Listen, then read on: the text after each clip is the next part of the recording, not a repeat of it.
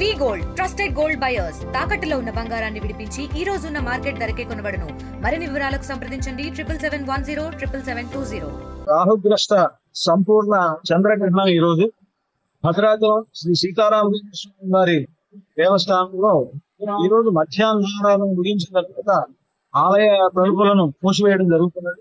దీనికి రేపు ఉదయం తెల్లవారుజామున 3 గంటలకు ఆలయ తలుపు సుప్రభాత కార్యక్రమం నిర్వహించి ఆ తర్వాత ఆకు శుద్ధి మహాకృష్ణ కార్యక్రమాలను కూడా జరుపుకున్న తర్వాత ఆరాధన పూర్తయిన తర్వాత అలంకారాలన్నీ ముగించుకొని సుమారుగా 7:30 గంటల నుండి భక్తులకి దర్శనాలు కల్పించడం అనేటువంటిది దేవస్థానంలో జరుగుతుంది. గ్రహణం అనేటువంటిది మన జీవులపై అనేక రకాలైనటువంటి ప్రభావాలు చూపిస్తుంది అని శాస్త్రం చెప్తున్నది. రాహు కేతువుల యొక్క ప్రభావంతో ఈ గ్రహణం ఏర్పడుతుంది. ఈ చంద్రగ్రహణం అనేటువంటిది రాహుగ్రహ సంపూర్ణ చంద్రగ్రహణం. దేశవ్యాప్తంగాను ప్రపంచ వ్యాప్తంగా కూడా ఈ గ్రహణం కనిపించేటువంటి అవకాశం ఉన్నది. కనుక ఈ ప్రభావం అనేటువంటి అంటే ఈ గ్రహణ ప్రభావం వలన ప్రాకృతికమైనటువంటి అనేక రకాల మార్పులు మనకు ఏర్పడతాయని మనకు చెప్తూ ఉంటారు.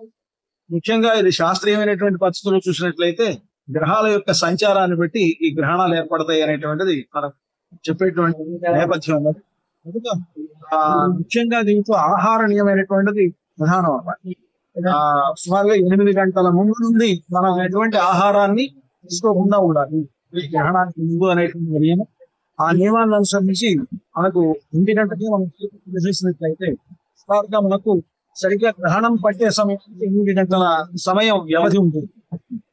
1 గంట కల్లా మనం ఆహార స్వీకారాన్ని పూర్తి చేసి తిరిగి మనం రేపు మళ్ళీ మనం శుద్ధి అయ్యి అంతా మనం ముందు శుద్ధి చేసుకొని మనం స్నానం చేసిన ఆహారం తీసుకోకూడదు అనేటువంటిది ప్రధానమైనటువంటి నియమం. అంటే గ్రహణాల్లో ముఖ్యమైనటువంటి నియమం ఏంటంటే ఆహార నియమం బాగా చెప్పారు.